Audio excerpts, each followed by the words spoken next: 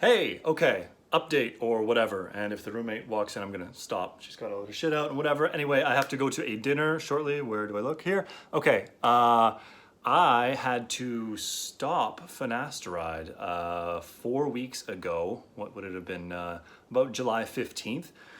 If you've been following my channel for a while, you know that I've constantly been responding to your comments and mentioning in my videos that I've been getting gyno since like day one from this, even on the small dose I was taking, which was 0.5 milligrams daily, even if it was topically or orally or whatever. The only time it wasn't really affecting me is when I was taking Novadex at the same time to help mitigate all of that, but you know, that's not a long-term solution. And anyway, not getting into that.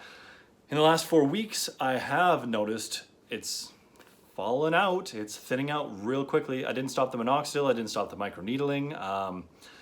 But it's just, you know, it's obvious. So I was trying to get a hold of my dermatologist with another plan here. Some of you guys, sorry I forget your names, a few of you had said as a last ditch effort, what I should try to do is give topical dutasteride a try. So my dermatologist has been away and very difficult to get a hold of, but she just got back to me 2 days ago, and I discussed it with her, and she said, okay, go to the compounding pharmacy. I will send a prescription there for topical dutasteride. And I went yesterday and picked it up, but I haven't used it yet.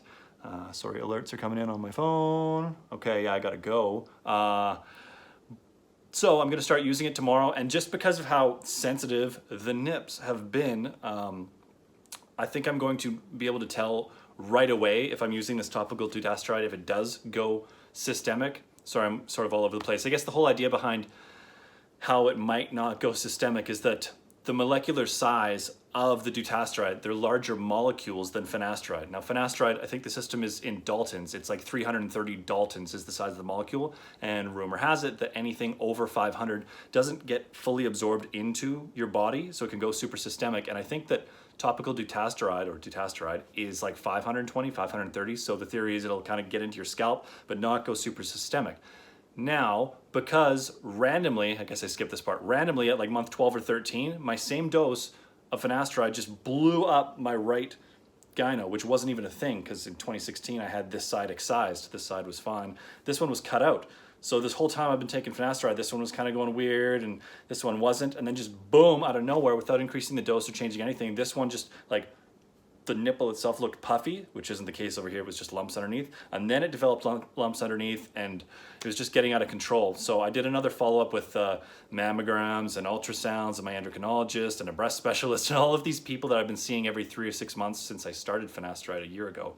And we just tracked it and they were like, yeah, dude, all of a sudden there's tissue here. And since there's tissue here and it had been excised, that's bad news. That means it completely regrew. So if I'm gonna go and get the gyno surgery to make everything perfect again, which was always a plan for many years and years, I just didn't used to have the money. It doesn't make sense for me to get the surgery now and fix everything and have it perfect and then continue taking medication if obviously it can grow back even after being cut out, right? So that would be stupid. I cannot justify getting this surgery over and over and over. That's ridiculous. So this is my last ditch effort. In the sensitive state, I'm going to start using the topical dutasteride. And if it's going systemic in me, I'm gonna know right away because things are gonna react real fast. You don't have to believe me or whatever. I'm not trying to sell you anything. I'm just letting you know what happens with me, and I'm obviously super sensitive to it. So anyway, I might have missed things or not. I do have to go. I will probably, maybe tomorrow, take some photos or something to show you the regression that's happened, and then we'll measure it, assuming my gyno doesn't go crazy from this. We'll measure it over the next couple months and see what topical dutasteride actually does. I showered a bit ago and I air dried my hair. It's probably looking really weird. There's the really bad spot that's gonna look super bad in the natural lighting. Try and make it look as bad as possible. Hopefully it isn't blowing out because my skin's so white. But yeah, I don't know. I've got a client dinner thing to go to. Where do I look? There. And yeah, I guess right here I will cut in some photos and probably talk over it. So here's how my hair looks when I just wake up. So it's kind of like sticking up high. You can't tell from this angle, but it's giving it more volume. It's not flattened down to my head or whatever, but I figured this was a fair thing to show. And yeah, this is the classic bathroom. It's always dirty, whatever. I'm really close to the lights. And yeah, that's just kind of how it looks for now. I don't know if this is going to be useful in the future if I actually do make some gains or not, but I'm also going to stick up some other photos where I've adjusted my hair a little bit more. video clip, just so you know I'm not messing with the photos or whatever paranoid people think. So yeah, that's the natural hair. Here is my hair when I just kind of sprayed this little spray crap in it that's for your scalp, just to make it a little bit wet, and then I just kind of push my hair forward. This is just regularly how I guess wear my hair, but then I always stick a hat on. So I'm not doing it on purpose, but you can tell that the back hairs kind of comb over that spot.